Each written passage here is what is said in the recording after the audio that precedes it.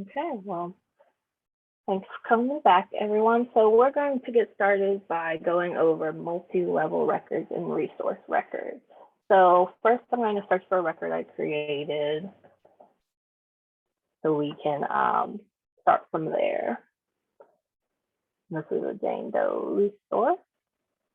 So we're going to go into edit mode.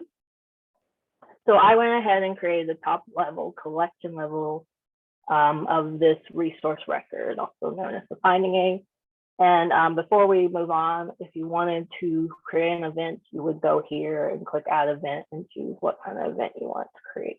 Also at the top of this bar is the publish all, unpublish all, view publish, which shows what it looks like in the public user interface, and export, which we'll go over on day 4, merging, transfer, and then the more, which is calculating extent, calculating dates, and creating an assessment. If you're interested in space management and stuff like that, there is a separate workshop that I don't know if there's a recording, but if anyone is interested, you can contact ArchivesSpace to see if that can be a future workshop. And that will go over more of the calculating extent and various other things. So you've created the top level resource record, and you see that at the top here, you now have this just gray space. This is where we're going to build our hierarchy. So in ArchivesSpace, it's considered a parent-child sibling relationship. So you can think of your collection, the top level, as the parent, and anything that gets added below as its children. Anything gets added to the same level as a child is, okay. So top level is parent, anything that gets added below is its children. Same level is a sibling. So all series are siblings to each other. The files within a series are that series children, but they're also siblings to each other. And this makes more sense as you build out your hierarchy. So when you see that add child, that is you adding like a series, subseries, something a level below the collection level. So we're going to click add child.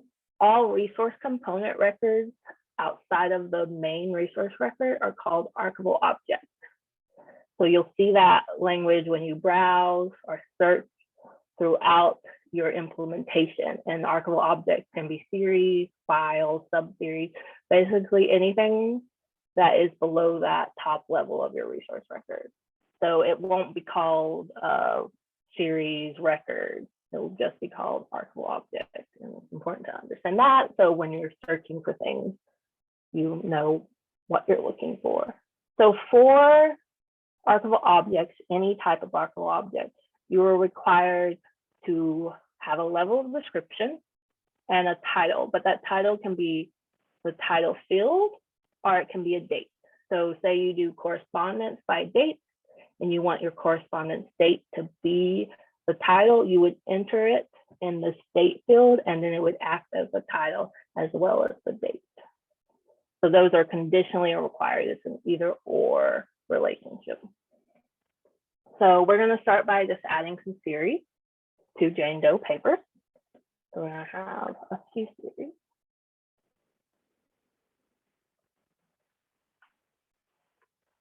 One of the things you can consider adding is a component unique identifier. These can be used for really anything you want. It's a unique ID within the context of this record. So say you want to number your series and you want to use this ID for it. This is what we use it for at the Atlanta University Center. So we would type series 1 here, and that would also appear in the public user interface and be associated with this series. So level of description here, you can choose various levels. There's series, subseries, subgroup, sub-bonds, there's even record group.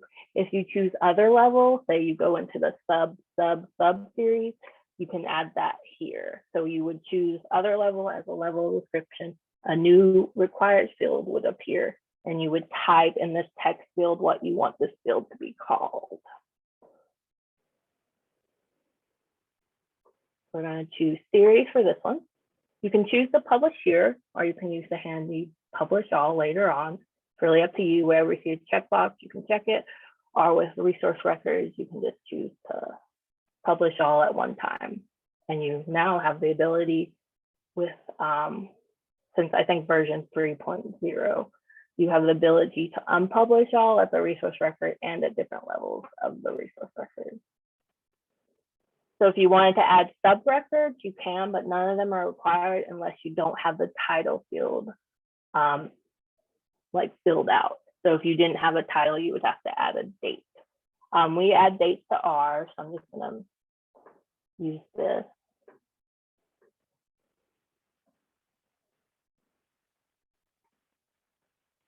You can add expression if you want, so that us humans can read it. But as we said previously, the begin and end dates are machine readable. You can add extents at any level of a resource record. So similar to a resource record, this has similar sub-records. The only thing you won't be seeing is that binding a data. That is only at the top level of a resource record. So if you wanted to have subjects at your series agent links, you can do that. If you have series notes, such as scope and content, you can do that as well. So whatever you require institutionally for your series, you can do that here.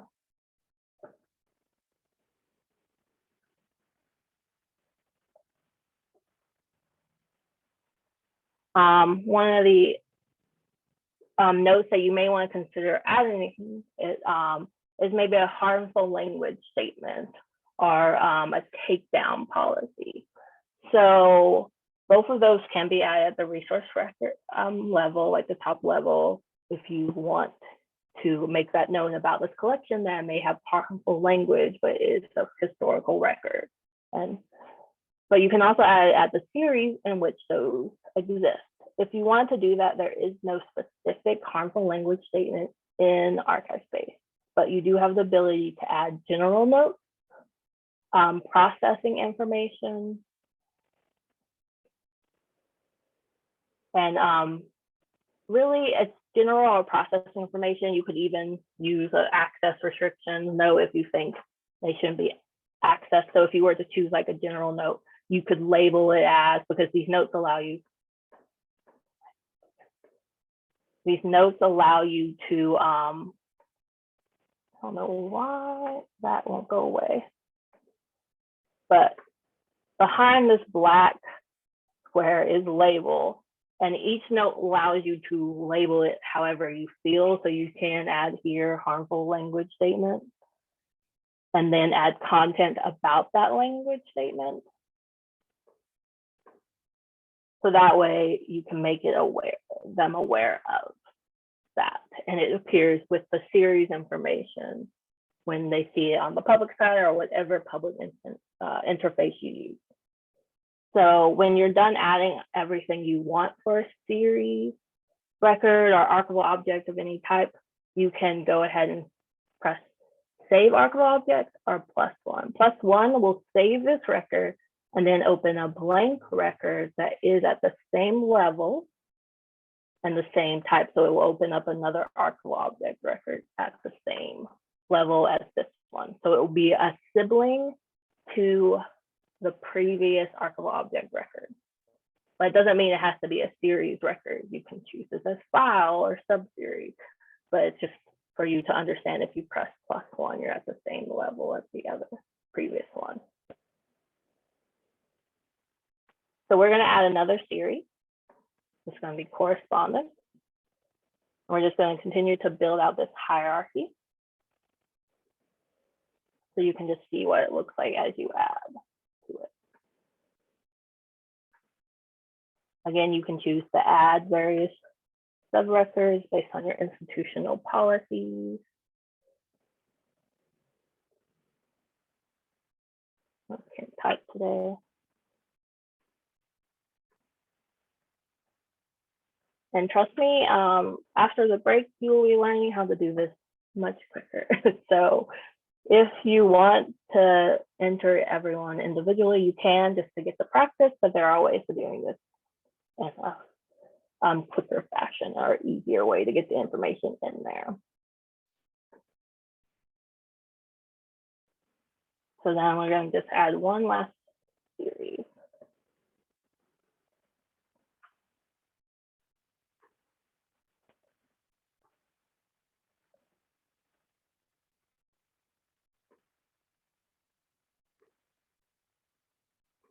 And if you just press save, it will keep you at this record you just created. If you have a green, good to go. And then you're able to like see what you have and move between these various levels. So say you want to now start adding like files to your biographical materials, you can do that. And you'll see that once you've created the records below the top level, you have the ability to choose add child or add sibling. Sibling, same level, child, the next level below. So like other archival objects, same required fields. So we're going to add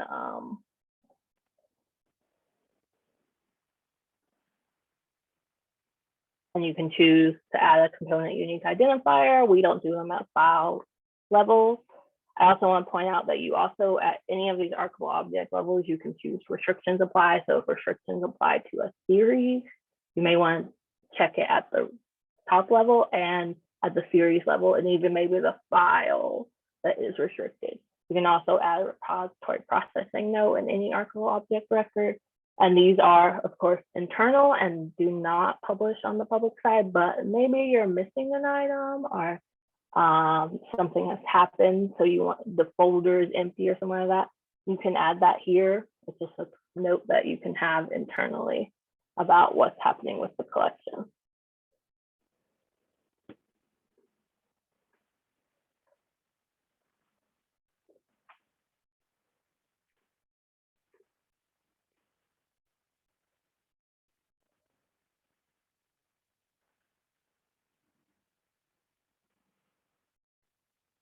As you can see, once you start building the children under series and such, there's arrows appear which allow you to move up and down the various records. You can start expanding this, and once you get to a certain amount, the scroll bar will appear depending on where you have the bar. So you're able to move between them. I'm gonna add.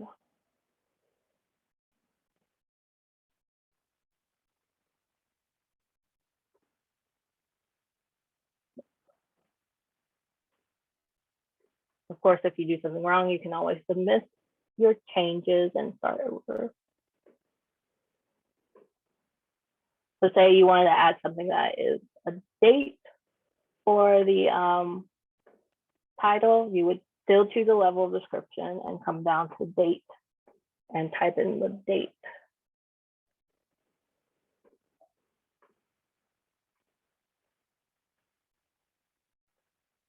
Of that material, and then in the hierarchy, the date appears as that title rather than, but it's still also a date, so it's going to function as both.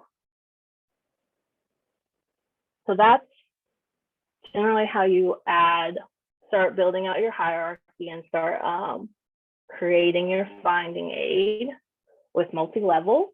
Say you put something in the wrong place and you want to move it, that's when you would go to enable reorder mode, and it would open up the screen. You have the ability to cut and paste and then just select move, which will give you the option of either moving it up a level. If there's like a sub-series, you can choose to move it down a level. So if there's a level below this one, it will show you different options. You can also just drag and move. And when you select it and move it on top of something, it will ask you if you want to add that item before, add it as a child or children, and add the item after. So if you add it after and it was a child, so we're adding it after biographical material. So it gets moved out of correspondence and becomes the same level as biographical materials, but it's still a file because that's the level of description we chose. So we can move it back to correspondence. You can select multiple at a time, depending on your system. You can choose, you can use control and then just select the ones you want, and then move them all at one time. So now biographical materials and appending, it will give you this nice scrolling. I may have broke it.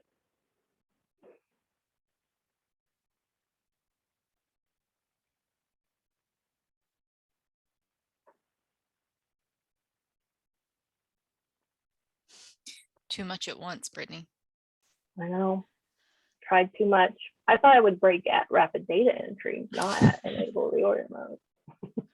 I've done this before and I just close the record and come back, and Yeah. either sometimes it's fine and sometimes it's not. There we go. Yeah. So you can click out, disable reorder mode, and then you can go back in. Say you need to delete a whole series, you can create a series that's called delete. One of our fellow trainers, Noah, actually gave us this handy tip. And you can move everything you want to delete into it. And then when you say go back into it, when you select delete of a series with records underneath it, it will delete right, all of them. Yeah. There's a way to delete all the records within a series and they just go away. But don't delete unless you're absolutely sure, because you will lose that data and then have to re-enter all of that. So reorder mode allows you to shift multiple at a time, depending on how many you want to move. So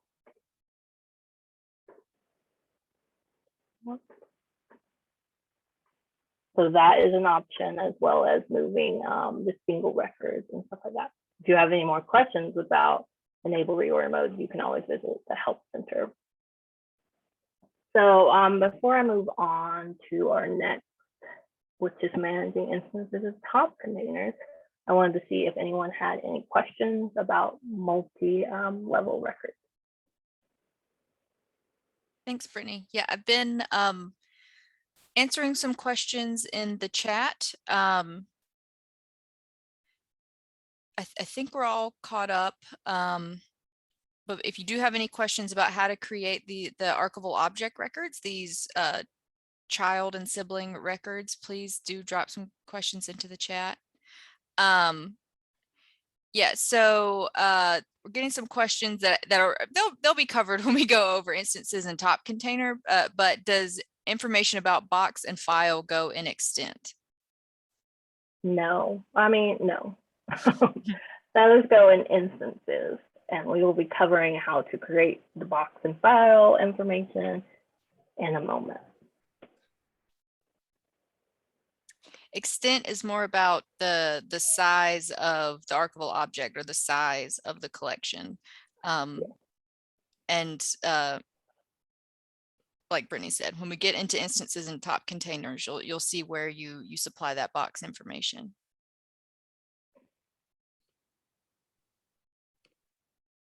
And also, like Brittany said before, after the break, we'll go over some ways to get this information into ArchivesSpace much quicker through rapid data entry and load via spreadsheet, which are options that you see up on the screen now. And also with enabling reorder mode, and you saw when Brittany did it, it's great if you need to move a couple things, or if you made a mistake and need to switch things around or create that delete me series. But if you need to do major reordering of your collection, it's much easier to do it as a spreadsheet and then re-upload. So that's something to keep in mind when using enable reorder mode. If you're switching it all around, it's pretty overwhelming to do there. Can items be linked to different parent archival objects? Items from one collection being linked to a different collection? Is that, or items with, so say you have multiple files associated with a different series? I don't know how that would work intellectually. Yeah, it's so maybe this will get answered in instances and top containers. It is possible for different collections to share a box or to share a top container, and that is possible in ArchivesSpace. But if it isn't possible for an archival object to be linked to multiple collections. Are multiple parents in the same collection. Yeah. You would just have to retype the data. Yeah. A sibling associated with multiple parents. Jerry, maybe you can give a little, like maybe build out some context for that as an example. Yeah, and we'll come back to that. Yeah. Will you go over how multiple collections can have one container? Yes. Yes. So we will do that here shortly. So if there are not any other questions, I can move to. Jenny says in the chat, could you just have a note in the object saying it's related to multiple series? You can definitely use a general note to indicate that sort of relationship. You could also, depending on the example, you might be able to add external documents to the object, or maybe you need to, the better way to link that object is through subjects or agents. There are a couple different ways you could do it, but there's no way to assign a single item to multiple parents. You would have to create the item as an archival object under each parent. You can use a related materials note, and I just want to point out that you can use tags in notes, so you can have links. You can have like internal and external hyperlinks. So say it's an archival object in a different collection, you can link to that. We have used these notes to link our related collections. So that's also a possibility.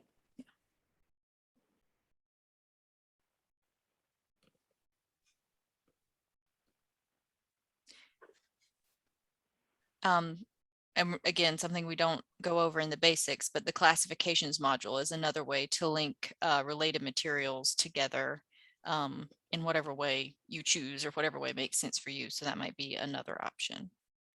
Yeah. I mean, try out whatever you can until you break it. So. But not your like actual instance, try a test it. Yeah, you have your test instance through next Friday. So if you want to try to break anything, that's a great one to use. And I think that, you know, if you host your own implementation of ArchivesSpace, if you don't use a hosting provider, it's a great idea to have a production instance and to have a test instance, so that you can always, especially like when you're doing upgrades and that sort of thing, you can try out what you're doing before you push it to production. And if you use a hosting provider, I think that you can ask for a test instance. I think that that's a possibility. I just don't know. Yeah, just talk to them, see what they can do. We host it ourselves. So we have a development server and a production server. So everything that we want to change happens in development, and then once our developer is satisfied, he moves it to production. Or usually when I'm satisfied. There you go. All right, no other questions in the chat, Brittany, so I think we can go ahead and move on to instances and top containers whenever you're ready. Cool. And we'll move come back to that linking, though. I hope what we discussed answers that question. So okay, let's get into the fun part, creating container instances. So we'll go back to this file here. So where you add container instances, which are your boxes, are the physical container that houses your materials, is really dependent on you as an institution. If you want a collection level, you can add it there, very sure. But if you do like box and folder, you may want to do it at the file level. For us, it's at the file level. And we also do an overall, like how many boxes are in this collection kind of thing at the collection level, so people don't request the whole collection. So to get to container instance, you can scroll down to instances, which is generally at the bottom of the Archival Object record, or just click instances over here on the side and it'll take you to it. There are two types of instances. Today we'll be discussing container instances, and then Monday we'll be discussing digital objects, which refer to your digital materials and linking them. The container instances refer to your physical storage of that item, that file, that box, that kind of thing. So these are the physical boxes. So whenever I tell anyone to add a container instance, I usually have them place the box, that Hollander box, in front of them, and they'll usually be writing the box and folder at that time. So as they're adding the box and folder number to the folder, they're creating the container instance. So they physically see what they're adding to ArchivesSpace, because it is that physical box/folder. So what's required for an instance is a type, which refers to the type of materials in the box. If you use the tooltip, which it tells you about that. So it describes that materials in the box. For us, it can be mixed. So we have this handy mixed materials as an option. You can see there's two, but we're going to go with this first one. Again, this is a drop-down that you can customize, so you can add stuff to it. And if you import or migrate from like ArchivesSpace Toolkit or Archon, this may be added to from your import. Top container is what it says, that top container. So it's the box that holds the folders. It's the drawer that holds the maps. It's that kind of thing. So if there's a box sitting in front of you, that is the box that is the top container. This makes more sense as you do it. So if you're new to ArchivesSpace, I say practice this one. And I get still good questions about top containers. So you can, if you've already added a top container to this collection, you can type ahead to find it. But you can only search for records, like in this type ahead, from ones that have been added to this resource record. Ones from other resource records, you go to browse, and we'll get into that after we've already created this. Anything you create for this resource record is generally only associated with this resource record unless you browse and associate it with another record. So there is a way to do that. So we're going to go into create. So when you're creating a top container, the only thing that is required is an indicator, which is generally either a number or a letter. Most of us number our boxes, but you may letter them. So we're just going to say that this is box 1. Only thing required, and you can click create and link to top container. But you may want to add more information. So container profile, which if you're really interested in container profiles and container management, space management, ask for the space management workshop, because we're not going to get into that in depth. The container profile refers to the type of container it is. So when you create one of these, it asks you for the name of it. It refers to the dimensions of it. So this helps you to determine basically what space it takes up on the shelf, because it helps you determine a stacking limit and give you those dimensions. So the name can be Hollander legal box, and then you can even add a URL that goes to that where you can purchase it on the website. Dimension units, you can do inches, feet, yards. That really depends on how you measure your boxes, and the extent. How do you calculate your extent? And it gives you option of height, width, and depth. And these are all defaults, but you can change them. I've already created some. So we're going to say this is a Hollander legal document box. So when you've created it, you can edit them by clicking on the blue box and viewing, and then go into edit mode. But this just helps you have containers, the profile associated with your top container. So you just know that this box is in a document box. You may have the Hollander like cartons, that kind of thing. So that way you know what kind of box is going into. Then the container type refers to what is it? Is it a box? Is it a folder? Is it an oversized item? Is it one of those flat files? Is it the drawer that holds the map? This is customizable. So this is one of those controlled values that you can add to and edit. If you barcode your boxes, you can add the barcode here. If you do ILS holding IDs for like library things, you can add that here as well.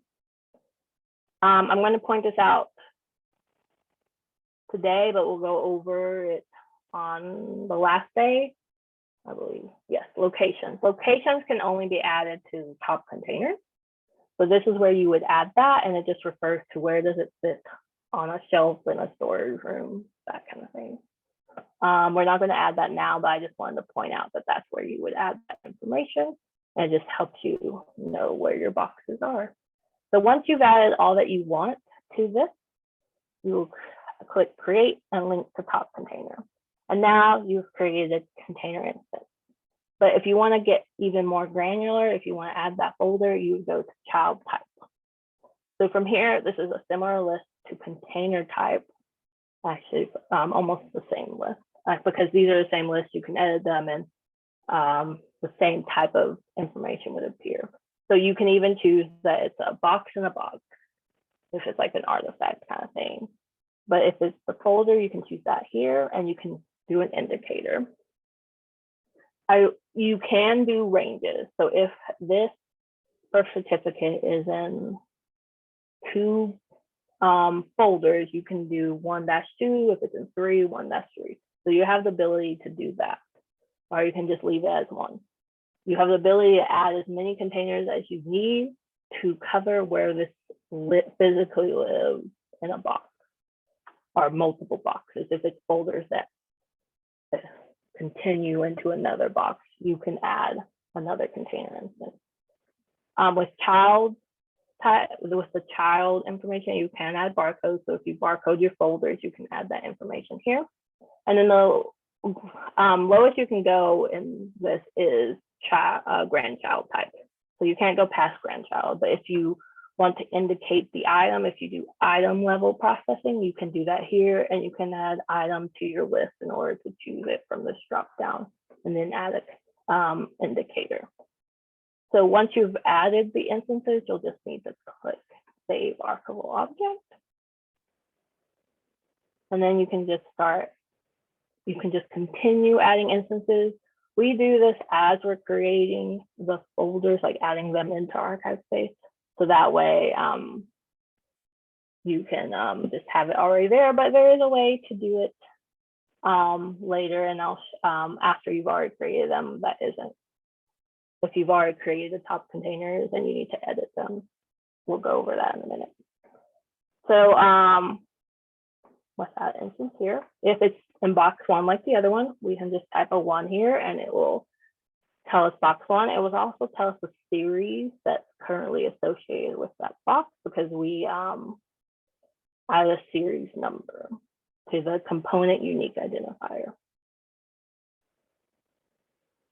And we can choose child type again and say this is folder 2. But this is also in another container, so we want to make note of that. So we're going to add another container instance, and then we're going to browse. So we're going to browse for another resource record, because this is in a box that's associated with a different collection. So when you browse, you can browse by keyword, you can browse by record type, like resource and accession, because these both have the ability to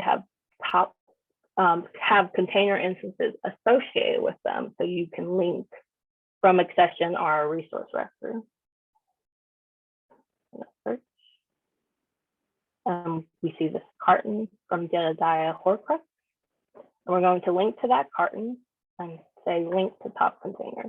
So now that carton that is currently associated with Jedediah is now also associated and linked with Jane Doe papers.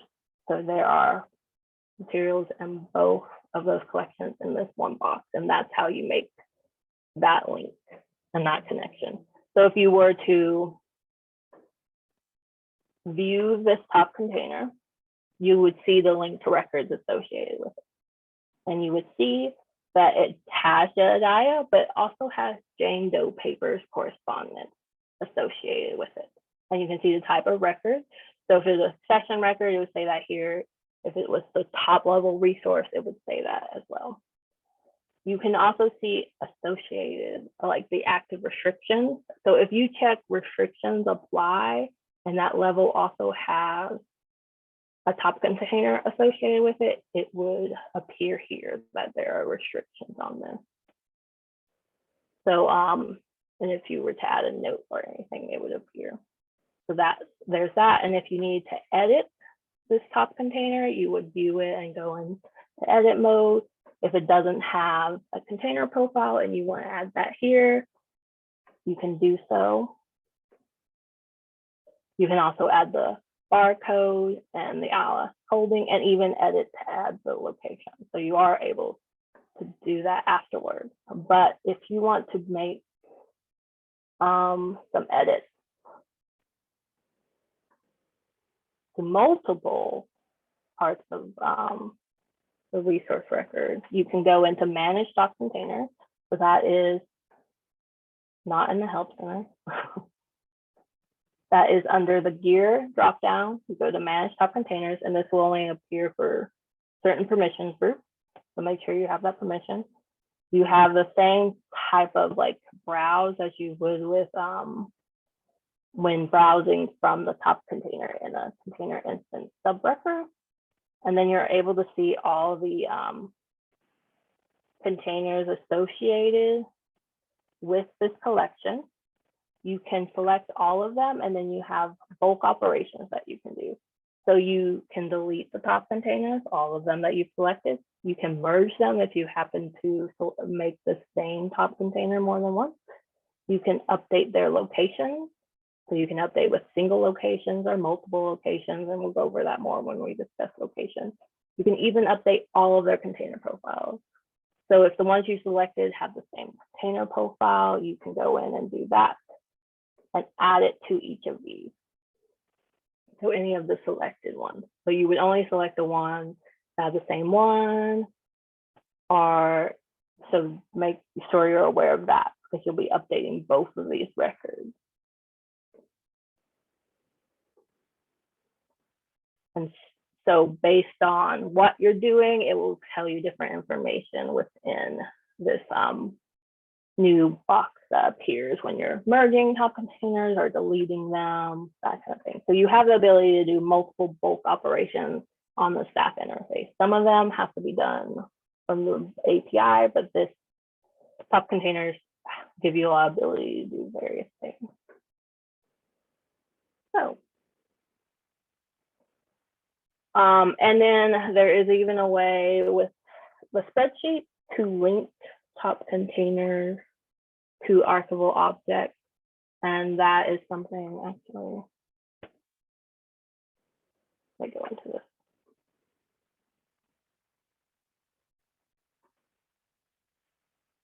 That's one of the load via spreadsheet functions that you have the option to do. But in order to do it, you have to actually export out the download container template.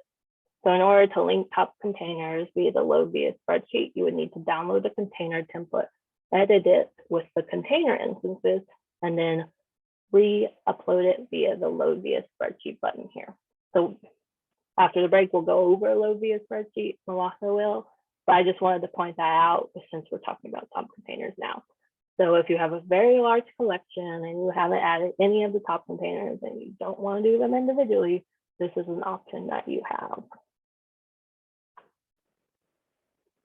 And I feel like I've gone over everything I wanted to go over with top containers. And so we can take questions about anything you guys have. All right. Thanks, Brittany. Yeah, go ahead and start typing your questions in now. A couple came in and Malaka has been answering them.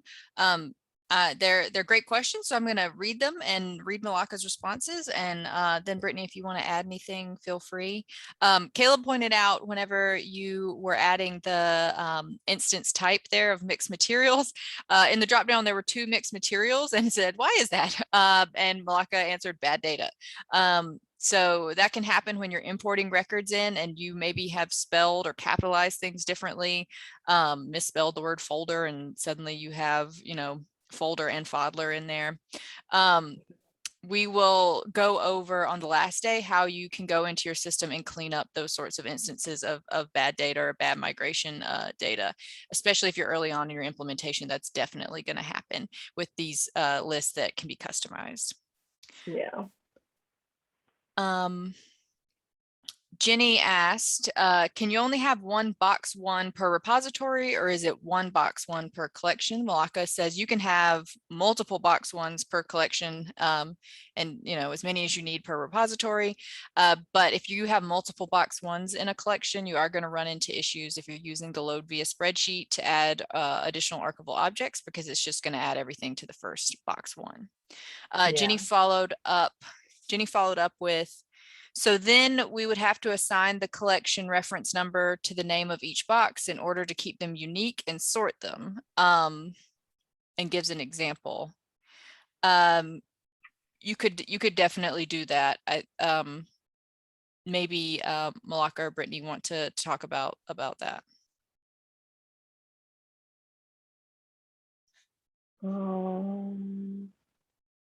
Okay. So for us, everything has a different box number, but like you can see here, the component unique identifier will be associated with a top container. So if you want to use box one more than once, you can do that and add that component unique identifier, but I don't know why you would add multiple box ones to collection. We have oodles of box ones in collections. Archives, university archives drives me nuts. And when we're doing type ahead, right, you could type in 1 and so it'll show up 11111. But if you add a barcode to it, that barcode will display with it, so that at least when you're using the type ahead, you could go, oh, it's that one. And get the right one when adding them manually the slow way. But like I said, I have found that even if I put in the barcode information using the spreadsheet, it still will just link to the first box one it encounters when loading via spreadsheet. So if you're going to use box one, I would say your indicator probably needs to be 1, because it doesn't have to be a whole number. So you could put 1 UNK 247 after it if you want, or 1A, 1B, 1C or something. And it'll work then. And it'll be easier for your staff to identify which one you're talking about. Yeah, make it unique. It can still be box one, but it has like the letter or something associated with it. Yeah. I've also experienced collections with a lot of box ones, and the way we handled it was 1A, 1B, 1C, like that. But Jenny, it does sound like you're going to use the component unique identifier anyway, just from the way you describe your practice. So it may be like Malaka says, you call it, box one, and then you include the UNK 247. But just make sure you are consistent in how you are applying it. So that's sort of like an internal practice decision you definitely want to make before you start diving into instances. Yeah, I can see why you would have multiple box ones if you start renumbering at your series. But we've gotten out of that practice, luckily. So. I didn't say it was best practice what we had, but we definitely had lots of box ones. Barrett asked, can instances be used to represent physical and digital formats of the same archival object, i.e. a digitized folder and an item? And Malaka answered yes. You are going to use the digital object instance to record that digital content, and we're going to go over that. We're going to go over digital objects on Monday. So we'll be going over digital objects then, and that question should get better answered then. Yeah. I'll be going over that Monday. So, fun time. All right. And then there are 2 open questions in the Q&A, but they're both actually about what we just talked about, using things like box 1A, 1B, etc., or trying to make those box ones unique within a collection.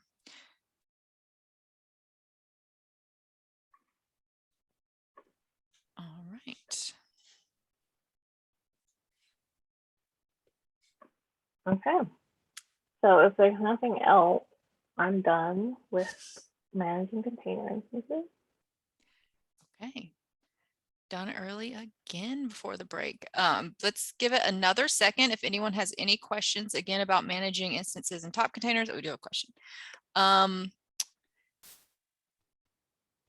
could you maybe talk about where can you explain what is within box 1 folders 3 through 4? And she references the Stump family company correspondence 1895 to 1906. But how maybe Brittany, you can demonstrate how to make a folder range and why you may want to do that. Yeah, so for us, say if we have like correspondence and we keep it based on year, that year may have to be put in like multiple folders.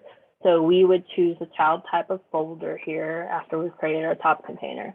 And then we would just do 1-5 if it's in 5 folders. So that means that it's in folder 1, 2, 3, 4, and 5. But rather than adding a container instance for all of those, we just have it indicate 1-5.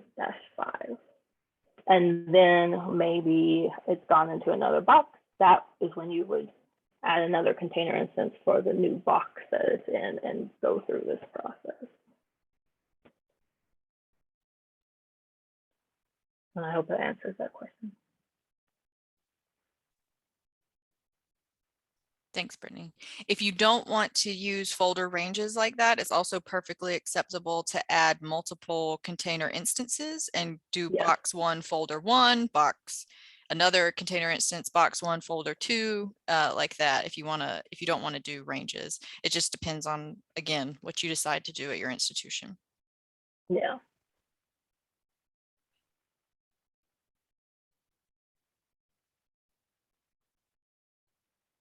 More the context of what is in these folders. Oh, yeah. So that is, well, it's correspondence in those folders. So those are the physical items. So when we're doing container instance, it refers to those actual physical items you can hold and see. So what's in a folder is whatever you've added to it. And then the box contains the folder.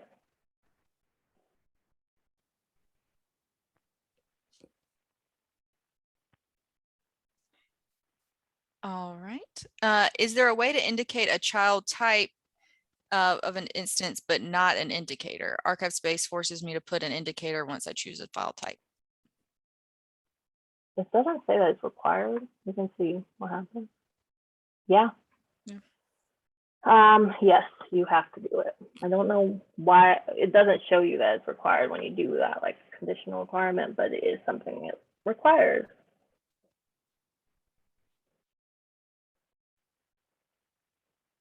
I don't know how you work your way around that. Maybe just don't use child type if you don't want to add an indicator. Yeah, I think it's looking for the indicator because that's the more unique identifier instead of the type. Yeah, because it's for like requesting items. So you're saying, well, I want that first folder. So if you just have a jumble of folders, I would leave it at the top container level and call it a day.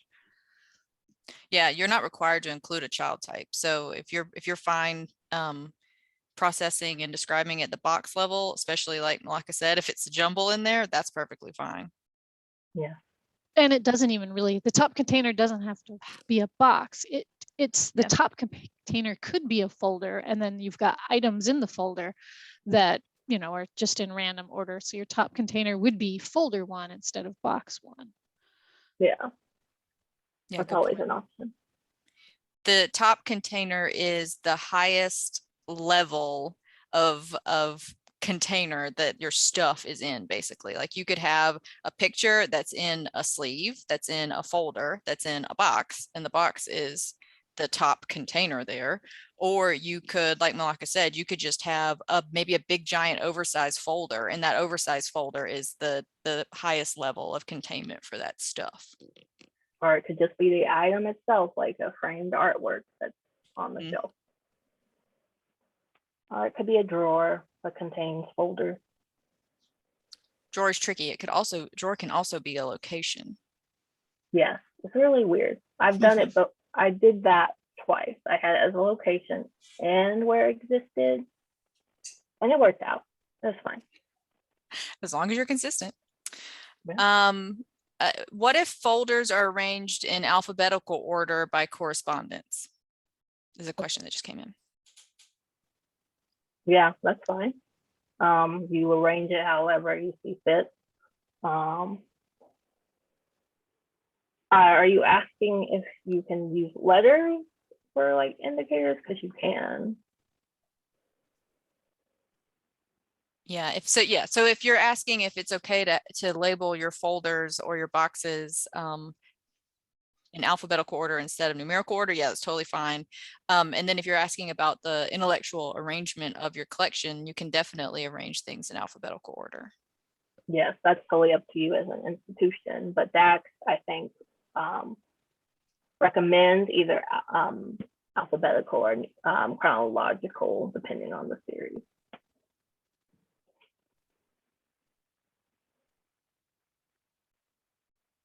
I'm asking if it's then necessary to create instances for each folder.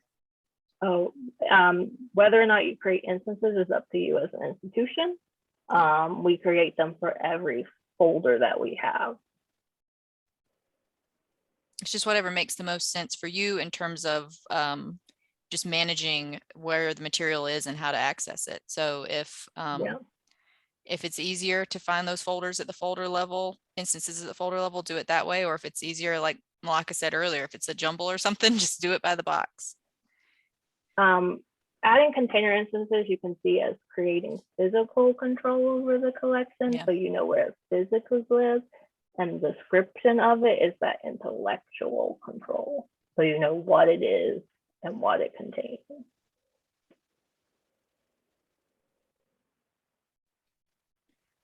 Just to clarify, you can have descriptive info about a folder in the resource record, but not indicate them as a child in the container instance because people only request boxes.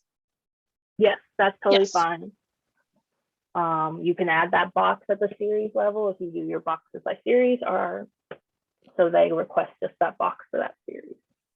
Or you can have a range of boxes associated with the series.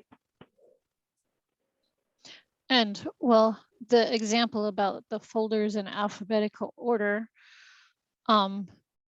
if you got A to Z in one box, then you could just, as a scope note on that series or file, just say that folders are arranged in alphabetical order as a note, and then you wouldn't have the child information. But if you have that box and it's only A to M and the next box is N to Z, then I would, as the indicator, maybe put A to M in the child information to make it clear where things start and stop. Yeah. It might be helpful to see what this looks like on the public side. So I'm just going to publish all of this.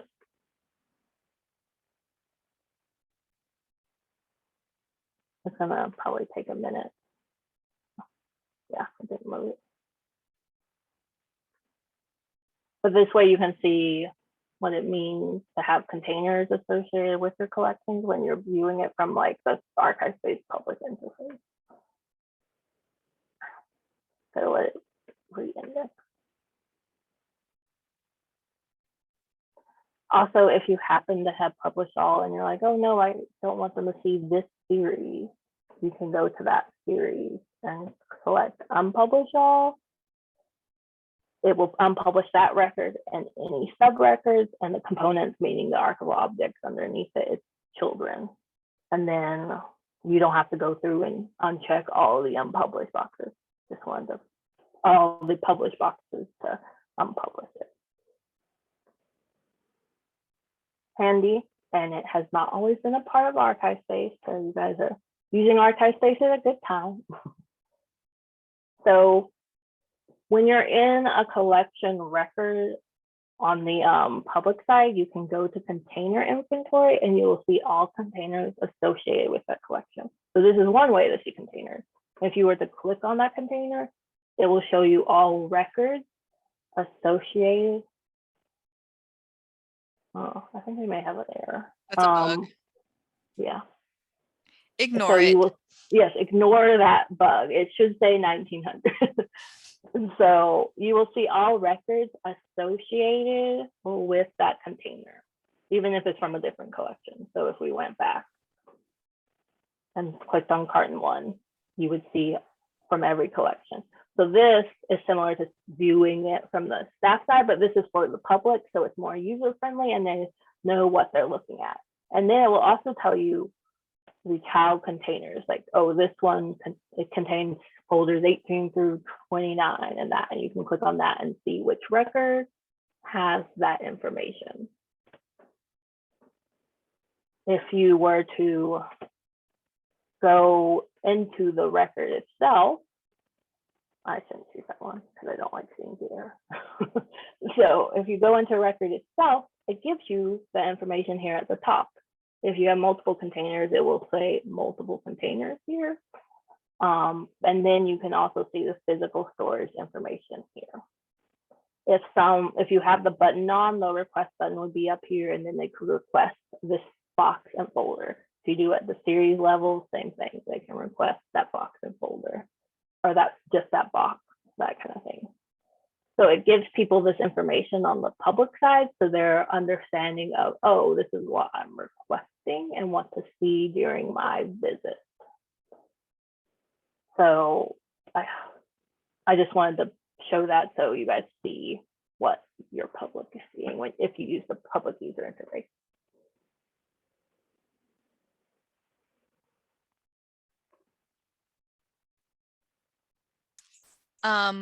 Thanks, Brittany.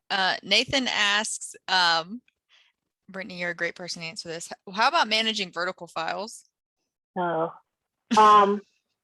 that's totally up to you as an institution. We have a lot of vertical files. Not all of them are in ArchivesSpace, but you may want to consider classifications as a way to manage vertical files, because then you can associate the different topics. Like, say, if you do it by subject, you can have a subject and list all the like subjects that you have so people can see and request that. You can create a collection, do an accession record. So it depends on how you store and manage your vertical files. Ours are in filing cabinets.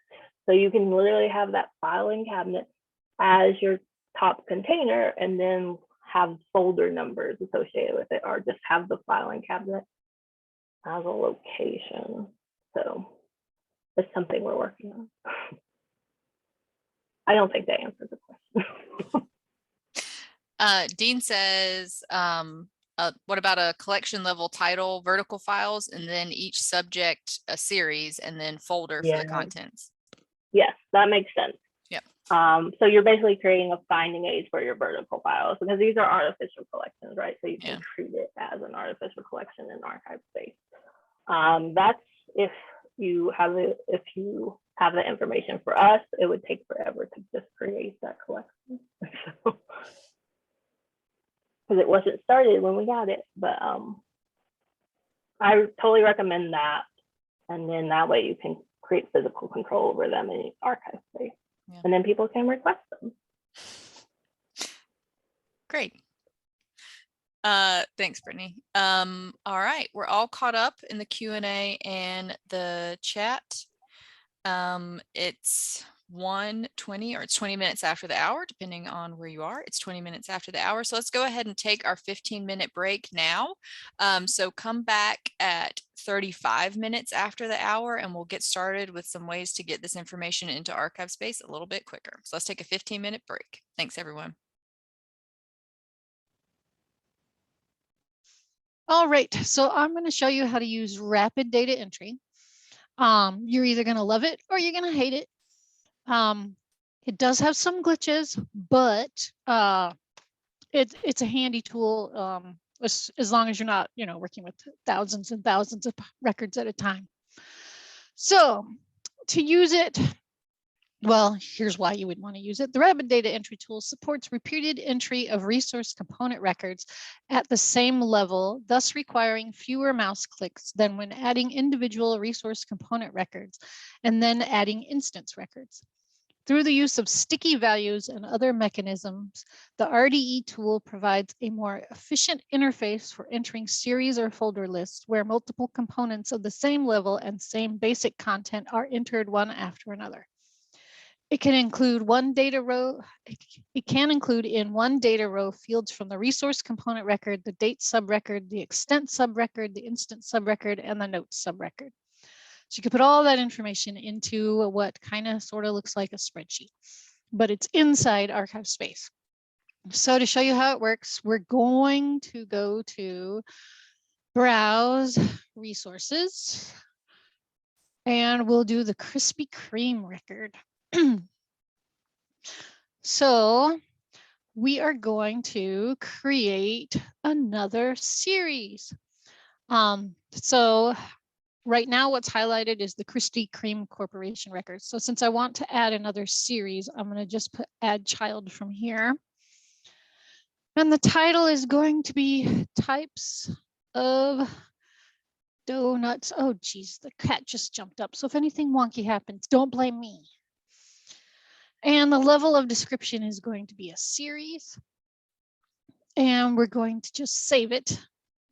So those are the only fields we need for a record. So now we want to add a whole bunch of different types of donuts. And we're going to do it using the rapid data entry tool. So you have highlighted the series that you want to add information to as a child, and you would click on rapid data entry here. And you get this lovely window, which scrolls from right to left down here. So it could go on for a couple miles that way. It has one row. And you'll notice that some of the heading titles are gray and some of them are blue. If it's blue, it means it's sticky. So if I put information in that row and then add another row, it will be duplicated into the next row.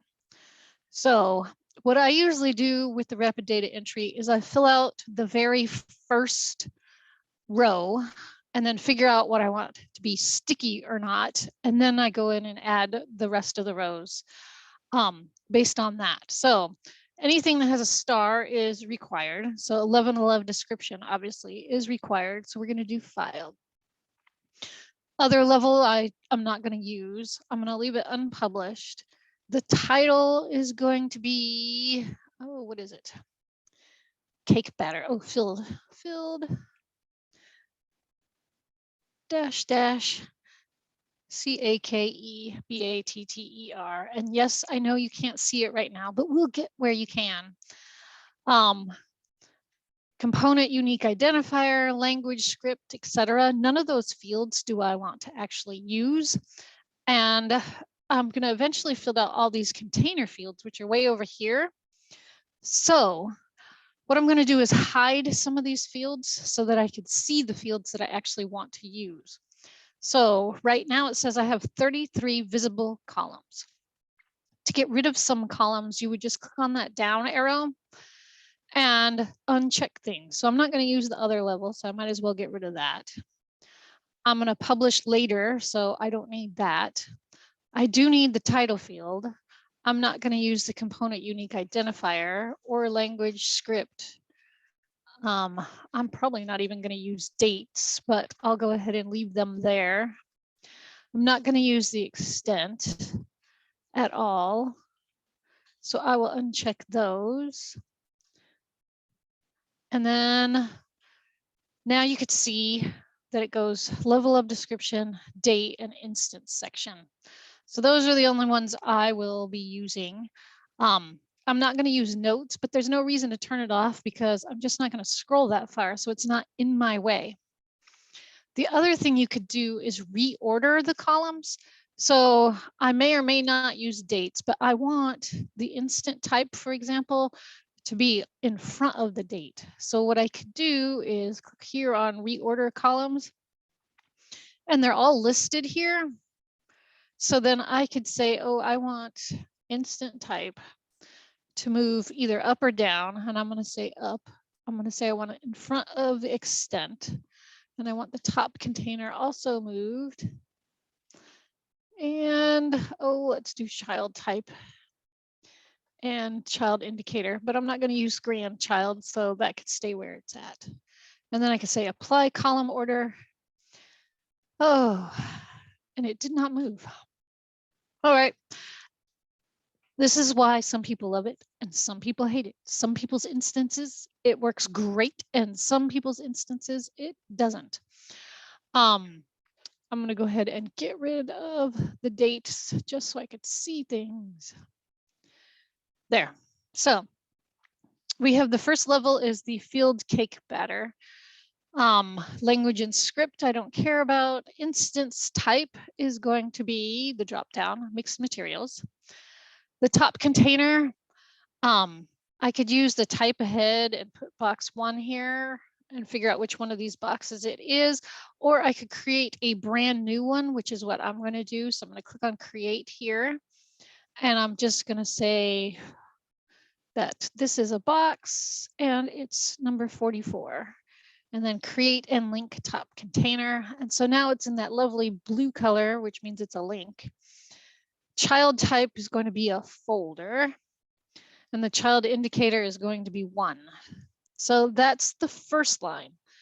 So for the remaining lines, I know I want the level of description to always be file, and other level and publish to be blank. The title is going to be different for everyone. Language and script are going to be blank for everyone.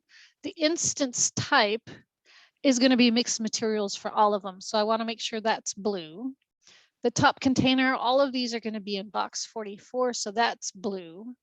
Right now, the child type is not blue, which means if I created another row, I would have to go in and fill in folder, the words folder for that. And since I don't want to do that, I'm going to click here where it says child type, and now it's blue. So when I create another row, it will say child type folder already. I do not want to make the child indicator a sticky, because then all of them will be number 1, and I want to go 1, 2, 3, etc. So I have my first row how I want it, and so I'm going to actually add 3 more rows. So you have there's an add row button here and an add row button here. If you just click on add row, it does 1. If you click on the down arrow, you could actually change this to a different number. So I'm going to type in 3 here and do 3 rows. So now I have 3 rows in the RDE. And as you can see, they're all filled out. Oh, and hey, the top containers all got moved because I moved them. So where would the title be? Probably here, right? Let's reset and do overs. So we got file, we got title, filled cake better. I'm going to get rid of some columns. And that way we could see. Okay, so we got that. We're going to move all the way over here. Instance type is mixed materials folder.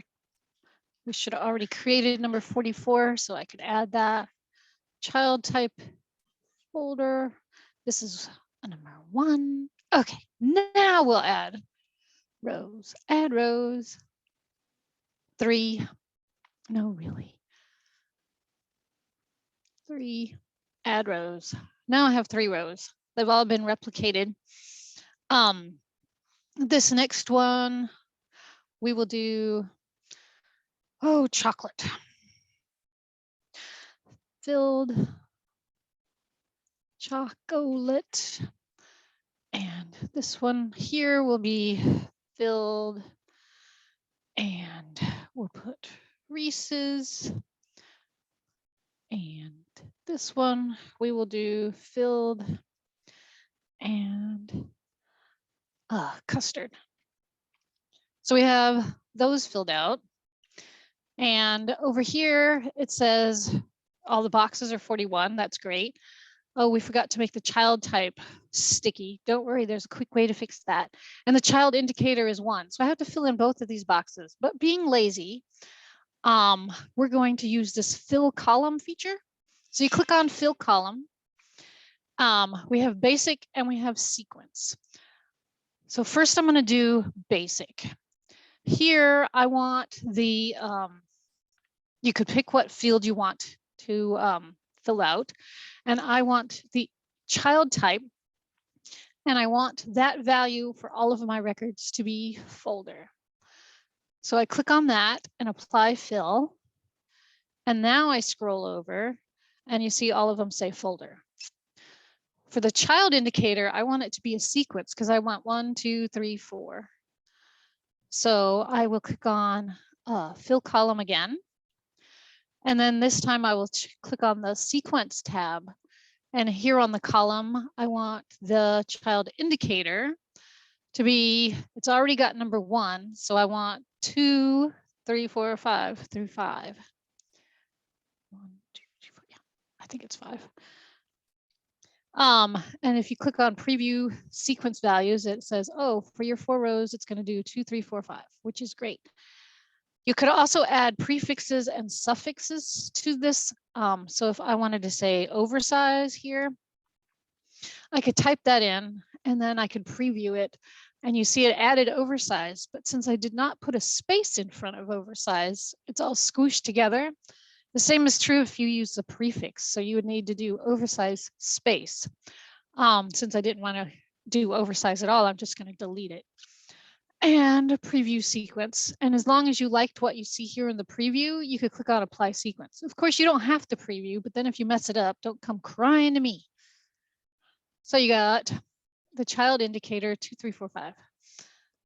And that is it. That's all that's required, and that's all I want to add. So you have this view inline errors button. That's what's making this thing pink. If I had errors, it would be in pink and it would tell you what the errors are. But you see here, it's got all green check marks. That's because I did them all right. Now we have all these as sticky, and let's say I make the child type sticky, and let's say I make the title sticky. If I add 1 more row or 2 more rows, so let's do 2 rows here. And well, let's just do 1. Since I made it sticky, title was not sticky before, and I added a row after, it assumed I wanted the title from the column, well, the row just before where I added additional rows. So it says filled custard here. And folder here, and I could add this as a 6 there. So you make sure all of your rows are okay by clicking on validate rows, and all rows are valid. So I'm going to go ahead and add them. So I click on save rows, and now you have all of these added, the types there, the files there, and the box number. So that's how you do RDE. The other thing I want to point out in RDE is down here in this information section, it tells you a little bit about how you could fill out these things and reset the form. So if you don't have access to the Help Center instructions, there are some instructions inside here. Any questions about RDE before we move on to loading from a template or a spreadsheet?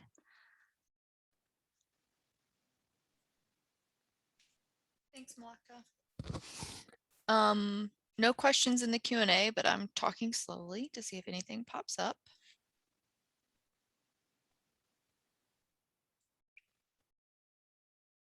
All right, then. We'll move on. All right. Loading via spreadsheet. If you're following along in the instructions, that is at the bottom of page 131. So if you're in the manual, that's where I'm at. So beginning with ArchivesSpace 2.8. So if you're getting a new instance, make sure you get one that's newer than 2.8. You can use an Excel or CSV spreadsheet to import archival objects into a resource or to import digital objects that are attached to the archival objects into a resource. It replicates the functionality of the previous plugin you may have heard about in conferences that was called the Harvard plugin. So that's there. we're going to go to a different resource record to try it. So resources, we're going to do good old Jedediah, mainly because I haven't said Jedediah yet this week and I just had to. So you could add, everybody knows Excel spreadsheets are really nice because you could just pull the fields down and it populates them either by copying or doing the sequencing numbers. So it would be really great if there was a way that we could use the spreadsheet and somehow get it into ArchivesSpace. And that's what load via spreadsheet is. So what you have to do first is get the template and download it to your own machine. And to do that, you would go to the ArchivesSpace website. It's under application and then technical documentation. And then under technical documentation, they have data import and export maps. So you'd click on there. And scroll down here where it says data import and export maps. And what you're looking for is the archival objects from Excel or CSV with load via spreadsheet. When you click on that, you're going to actually get taken over to GitHub. And you'll have 4 different things here. What we want is this bulk import digital object template CSV or the bulk import. No, we just want the bulk import template CSV or the bulk import template XS. Right. Yeah. XSLSX. If you're going to use the CSV, you would click on it. And here where it says raw, what you want to do is right click on it and do save link as. I always prefer the Excel version, so that's what I'm going to download. So I click on that, and then all you have to do is hit download. See how much easier that is? You just hit download. So I'm using Chrome, so my downloads appear down here on my toolbar. But if you're using other browsers, you might actually have to go to your download folder to actually open the spreadsheet. So here is the lovely spreadsheet. Yes, it's very, very tiny. That's because there's a lot and lots of fields here. They broke it up into sections similar to the RDE. I'm going to go ahead and increase the font so that hopefully you could read it a little bit. There you go. And enable editing. So to use this, just never delete any of these fields in this area at all, ever, ever, ever. You could hide fields, but just don't delete them. Do not rearrange the order of them. Leave them in the order they're at, and things will go much smoother. So required fields here. Anything that's required is in red. You do have to have a knowledge of a resource record because, you know, if you handed this template to anybody standing on the street, they'll go, what is the resource URI and what's an EAD ID? What we need is either the EAD ID or the resource URI. Remember, we're going to do Jedediah. So let's go back here to Jedediah. And we are going to add a new series. So I will add a child and we're going to call it Lures, L-U-R-E-S. And it's a series and I'm going to save it. So I want to add things to this series. To do that, I need the URL, the EAD ID, which can be found in the collection level record down here in the Finding Aid Data section. So the EAD ID is ms292.xml. So I'm going to just copy that. That way I don't accidentally introduce a typo, which I have done. And then you're like, why doesn't it work? So you just do Control V and it's in there. If you would rather use the resource URI, that, I can't see it, but you probably can, is up here in your, I don't know, whatever that thing is, that window that tells you where you're at, the address. It has, it will have a number there. And like I said, I can't see it because I have the share screen thing on there, but there's some number up there and that's what is, yeah, So there it is. That's what the resource ID number is that you would fill in. Oh no, I want this one. Okay, so I'm not going to put in a resource ID because I have the EAD ID. I am going to put in a title. I'm going to break these up into multiple series. So this is going to be a sub-series title, but in my institution, we call all series are series. It's just so much easier that way. You don't have to mess with that other thing. So these are the dry flies. If you had a component unique identifier, obviously you could add that. I don't, we're going to leave it blank. Hierarchical relationship is required. This is going to be a number, 1, 2, 3, 4, etc.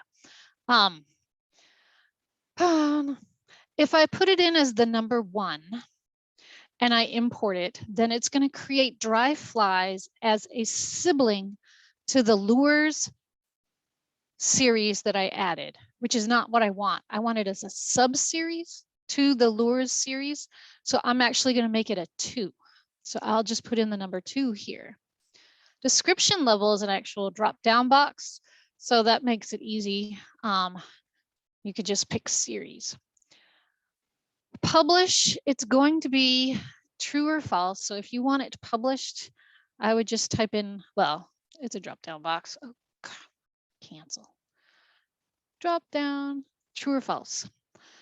I'm not going to add in any information here ever. So what I'm going to do is actually hide that information by highlighting the columns. So let's say we'll go this far, and then you right click and you just do hide. And I'm not going to add dates. So I'm going to go ahead and hide those also. Probably, but if you had dates, because as you know, an archival object has to have a title or a date or both. So if I didn't have a title, I would have to have a date and I would fill in those sections. But like I said, I'm not going to use dates. If you wanted to fill in extent information, this is where you would do it. Since I'm not filling in extent, the fact that extent number is required does not apply. But if I start filling this in, then I do need to be aware of what fields are actually required and what aren't. What I want is the container information. So the container information, well, actually, since this is a series, I'm not going to mess with the containers at all. So this line is actually done. What I want to do is have an item under dry flies. So that's going to be, the title is going to be Adam. Believe it or not, that is a fly. So since this is going to be an item under this subseries, the hierarchical number, relationship number is going to be a 3. The description level is going to be file. Publish is going to be true. And then it's actually going to be in a box somewhere. So we will move over here to too far. The container information. Lordy. Did I go too far? Here we go. Top container and all that information. Okay, so we got container instance type. This is going to be Realia. RELIA. Now, you notice this is not a drop down. You want to make sure that you use the terms as they are in your instance.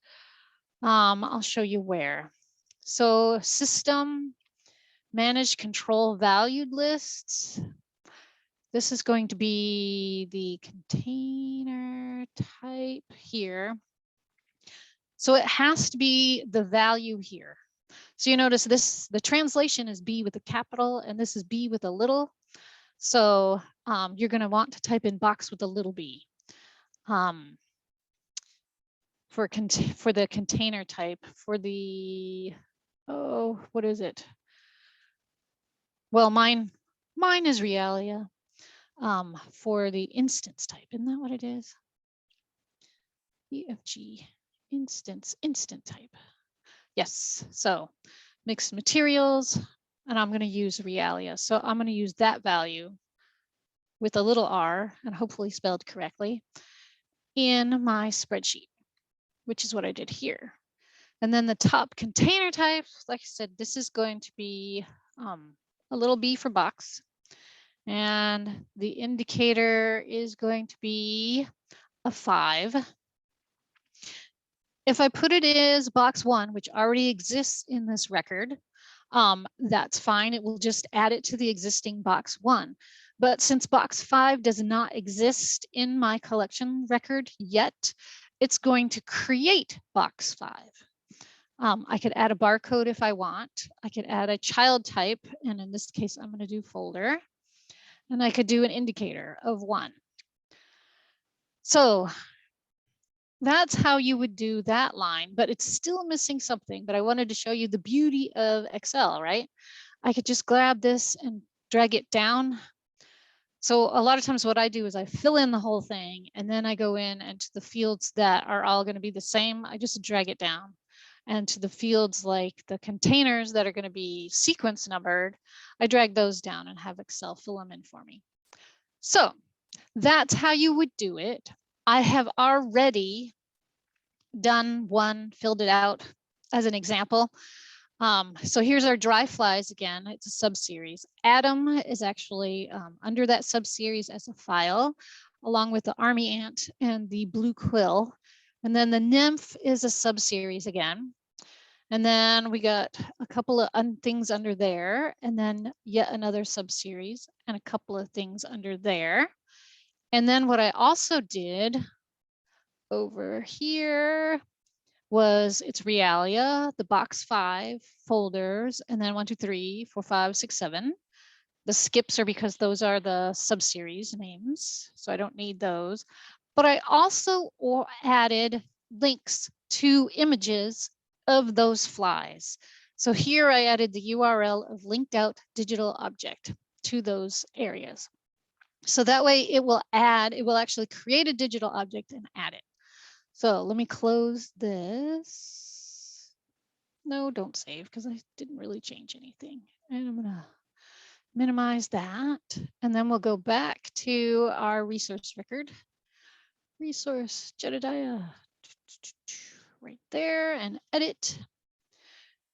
So I want to add it to Lures. So I make sure Lures is the record that I have highlighted up here and have open right here. And I click on load via spreadsheet. And then I select the file, which for me is, oh, I buried it. Yay, you. ArchivesSpace, trainers, workshops, this one, there it is. Open.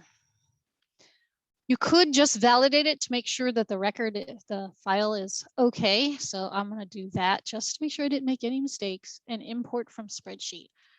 It goes into a background job, which means in theory you could keep working, but who's going to do that? You really want to just watch it because it's so fascinating. It did complete correctly because it's green instead of pink. So mine did work. So what I'm going to do now is click go back. You notice it opened in a new tab. So I could just go back here and uncheck only validate. Oh, wow. Close. Okay, load via spreadsheet. No, really, load via spreadsheet. Select that file again. Luckily it remembered, so we don't have to go through all that again. And then import from spreadsheet. And then this background job will actually add it. You can see it's creating them. And refresh page. And when you refresh the page, it tells you all the records it created. So you could just click on one of those and quickly get to the record. So here it added the dry flies and all the little things and the nymphs and the streamers. And let's go to this dry fly. And it says here, digital object. Your digital object is down here in your instances. See, it says Realia box 5. So that created a record. So the top container record was created. The digital object record also was created. So we could view that. And here it is. And you could actually go to it if you wanted to. Ta-da, that's what an atom is, if you were worried. So, and then we close because yay, it worked. All right, any questions on loading via spreadsheet?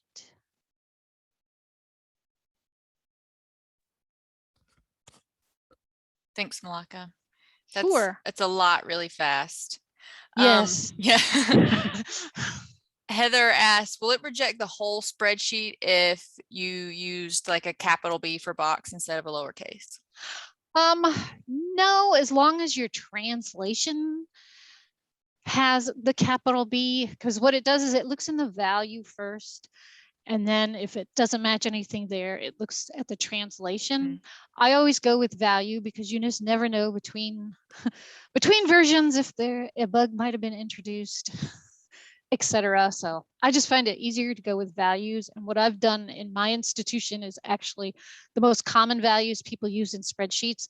I have put in documentation in a chart so that they know which values to use where. And if you know, like you always are going to use the instance type mixed material, you can create a spreadsheet template of your own using the template provided that maybe has some of that information pre-populated. So if you provide it to like students or volunteers, the right B, capital B or lowercase b box or mixed materials with the underscore is there. So you don't have to worry about some of those like data entry issues that come up, that will definitely come up the first time you try to use the spreadsheet importer, because yeah, you won't ever master it that first time. No.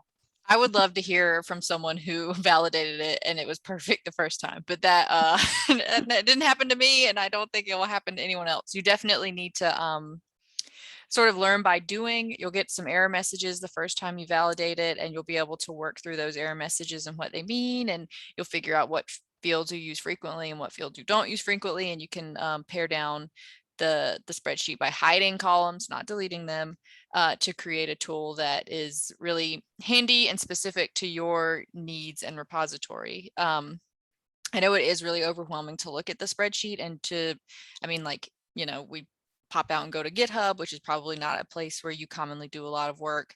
But once you get the hang of it, this is hands down the most popular feature in ArchivesSpace. Yeah, and if you're a member, there are more detailed instructions field by field in the manual, the online manual. But if you are not a member, Harvard is the one that invented this, which has now been incorporated, and their documentation is still available on their GitHub repository. So you could just do a search for Harvard plugin and probably find it. Well, Harvard plugin ArchivesSpace, because they probably have lots of plugins. And you could read about it there. The further and further out we go, obviously those instructions will be less and less relevant, but right now they pretty much match what we have in ArchivesSpace. There's some slight differences in terms of like required fields and options, and with Harvard, the validator doesn't exist, but for the most part, they're very similar right now. Like Malaka said, if you're a member in the Help Center, there's really detailed documentation about how to use this. And since it is one of the most popular features, it is a very frequent topic on the user group listserv. So if you're not on the listserv, I recommend signing up and posting those questions about how to use it. And whether you're a member or not, if you're using a version of ArchivesSpace that is older than version 2.8, this functionality is not available to you in your instance of ArchivesSpace. You will need to use either upgrade to a newer version that includes load via spreadsheet as part of core code, or you'll need to use the Harvard plugin and refer to their documentation. Because it's not included in versions of ArchivesSpace older than 2.8. Yeah, and but 2.8.1 changes it too. So what is now 2.8 isn't as good, and I would know since that's what we're currently on, but we're upgrading soon. Yeah, I would recommend if you're on an older version than 2.8, go ahead and when you upgrade, either upgrade directly to 2.8.1. Or the most current version of ArchivesSpace is 3.1, so you can go ahead and just upgrade to the most current version. But like Brittany said, 2.8.1 actually added a lot of improvements to the spreadsheet importer that weren't included in the first first time around when it was included in core code. Lee asks, I'm interested in the container template CSV and using that to create manage top containers and their locations. Is the process essentially the same? Nah, no, not really. I think the load part is, but if you're using the container template CSV, one, you have to be here at this collection level record. You're not down here in lures. And then you have to do export, download container template. Let's see what that looks like. If I can get it to opening. So over this well. This shows you, this is the template, and then you would go in and fill it out however you wanted. Oh, go away, research thingy. And get out of my pretzels, kitty. Now, where did it go?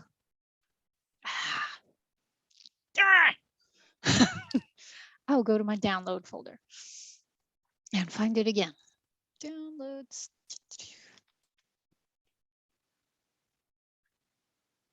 Salt. My cat is a salt fiend. That's why he's going after the pretzels. So you have this resource identifier, EAD ID obviously is here. This says what? Container, top container ID, top container, et cetera, et cetera. So this is what you would have to fill in. I have never used this. Again, I think this is probably something Harvard started with. They're really into filling out the whole finding aid and then coming back in and adding containers. We do all ours at the same time. And then once you have that, then you would go to the load via spreadsheet. And at the container level, unlike at the archival object level, which is where I was in earlier, you have many more options for importing.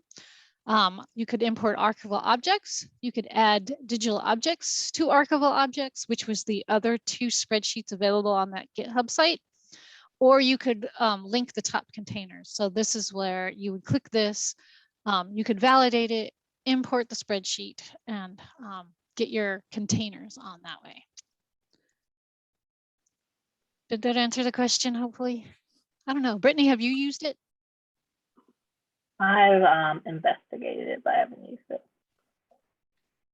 It does allow you to use existing top containers too, and that's what that top container ID field column is referring to. So you would need that identification number.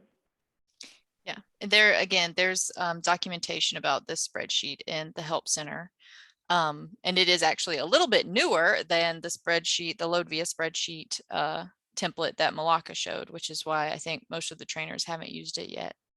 But yeah, you would invoke it from the exact same place. You need to download it the way Malaka showed. You wouldn't pull up a template from our website like you do for the others, but you would then use load via spreadsheet to invoke it and make those changes.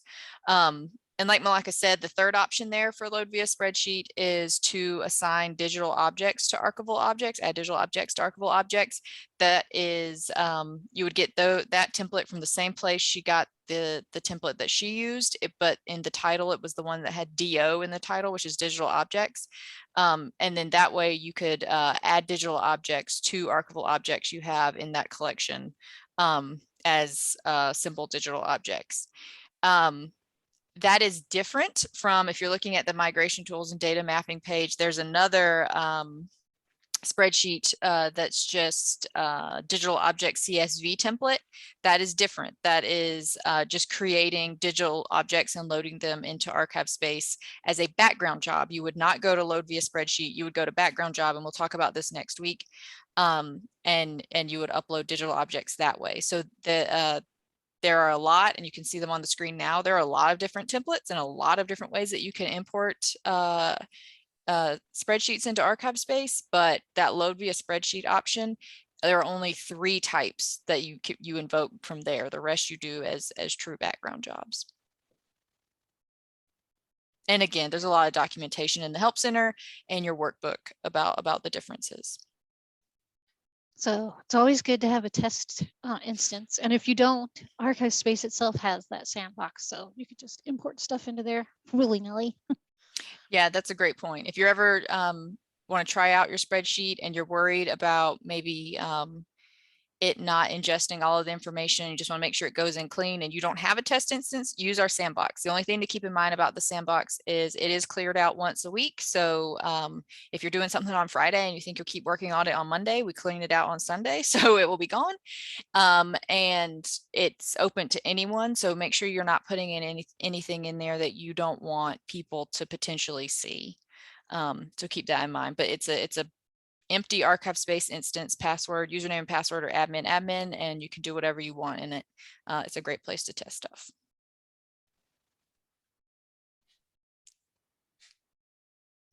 All right. Any other questions about load via spreadsheet or anything else that we have covered today? Rapid data entry or just creating multi-level resource records in general? All right, I'm not seeing any right now, but if there are any last minute questions, feel free to type them in. We are done for the week, but we will see each other again on Monday. There is one exercise that you have the option to complete before we come back together on Monday, and that is exercise 3 in your workbook on page 69. It's asking you to create resource records, multi-level resource records, using either rapid data entry or just creating them within ArchivesSpace. We don't have an exercise for loading via spreadsheet, but if you look in your Google Drive that everyone has access to, there is a spreadsheet there. It's called Noah's Ark. It is a load via spreadsheet. It's a filled out, completed, it will validate spreadsheet that has info in it. You can look at it. Maybe if you want to test an import just to try out load via spreadsheet, or maybe if you just want to use it to see the sorts of fields you're required to include and that sort of thing, that's there for you to review, but there's no exercise associated with that. That's just there for you to use if you want it. And then we will come back together on Monday, same time, same Zoom, and we're going to start talking about digital object records, agent records, and subject records. So if you have any last minute questions about creating resource records or accession records, please feel free to ask those on the anonymous form on the agenda or in the homework recap at the beginning of Monday, because we're going to be moving on to some different record types next week. Otherwise, I hope everyone has a good rest of your week, and I look forward to seeing you all on Monday. Thank you, everybody. Thank you, Brittany. Thank you, Malaka. Bye. Bye.